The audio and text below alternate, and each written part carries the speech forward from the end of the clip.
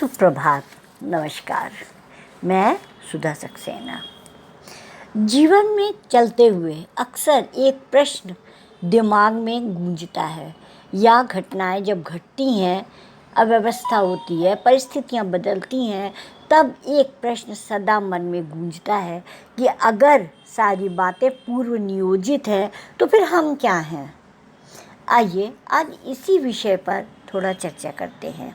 आम सोच है कि मेहनत से ही सब कुछ प्राप्त किया जाता है। कुछ यह भी कहते हैं कि ईश्वर की मर्जी के बिना पत्ता भी नहीं हिल सकता है। प्रश्न उठता है कि तब हम क्या करते हैं। यह प्रश्न सदियों से चला आ रहा है। प्रश्न वास्तव में उत्तम है, मज़ेदार है। यदि सारी बातें पूर्व नियोजित हैं तो हम क्या हैं, और अगर सब कुछ पूर्व नियोजित नहीं है तो फिर ईश्वर का महत्व सीमित होने लगता है। परंतु यह भी स्वीकार करने लायक नहीं है। इस स्थिति में कर्म के लिए किया गया प्रयास और पूर्व निर्धारित ईश्वरीय योजना में क्या संबंध है, इसी को आइए समझते हैं। पहली बात यह है कि तुम जो प्रयास करते हो उसको अमल में लाने की शक्ति और विवेक कहाँ से पाते हो, यह समझना है। और तुम्हारा जो विवेक ज्ञान है उसके भी वास्तविक स्वामी तुम नहीं हो, फिर क्या है। जब इस तरह के प्रश्नों के भंवर जाल घेरने लगते हैं तो हम परम पुरुष की शरण में जाते हैं।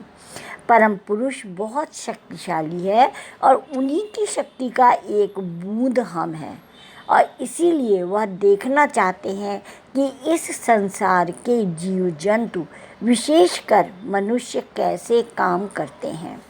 वे चाहते हैं कि उनके बच्चे आपस में खेल कूद करें, तर्क करें, प्रेम करें, लड़ाई करें, तब भी मिलकर रहें और अंत में मेरे पास आ जाएं।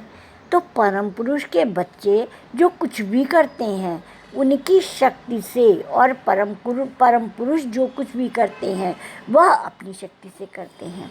तुम्हारे पास जो शक्ति है वह सीमित, और परम पुरुष के पास जो शक्ति है वह अनंत है।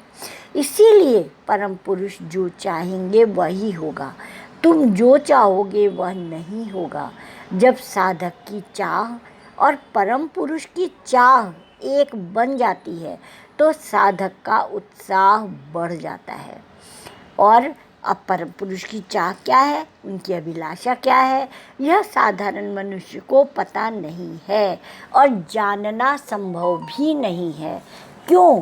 क्योंकि हमारे जीवन में अनेक क्रिया प्रतिक्रियाएं होती रहती हैं।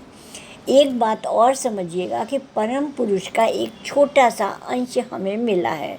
हम परम पुरुष से और शक्ति लेने की आशा करते हैं, तो हमें स्वयं भी उस शक्ति को बढ़ाने के लिए उनके बनाए नियम या आत्मा के जो गुण हैं उनको स्वीकार करना होगा। तभी जो हम परम पुरुष की शक्ति को बढ़ा सकते हैं।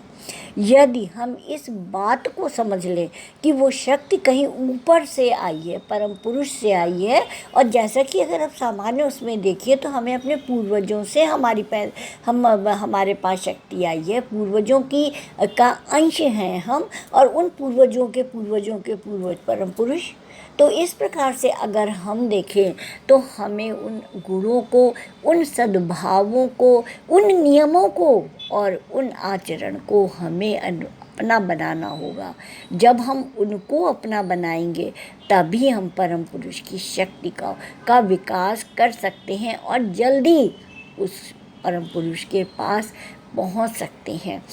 इस विषय का तात्पर्य केवल इतना ही है कि हमारे पास शक्ति का एक बहुत सीमित अंश है।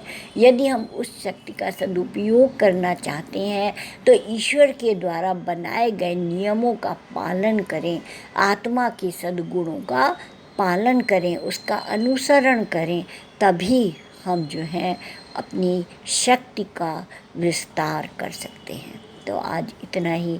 आप सब ने मेरे चैनल को लाइक और सब्सक्राइब किया, उसके लिए आपका अतिशय धन्यवाद। नमस्कार।